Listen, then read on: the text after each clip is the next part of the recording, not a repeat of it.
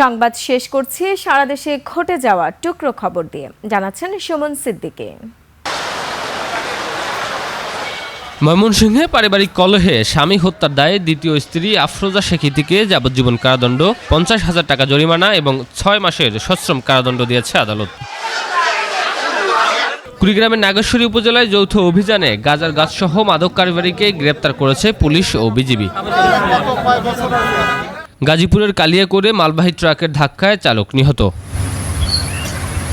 গাইবান্ধার গোবিন্দগঞ্জে প্রায় 3 কোটি টাকা ব্যয়ে 2টি গ্রামীণ সড়ক উদ্বোধন করেছেন শামীম কায়সার লিংকন এমপি। নাটোরের নলডাঙ্গা উপজেলার স্বেচ্ছাসেবক দলের আয়োজনে রেণুপোনা অবমুক্ত করা হয়েছে।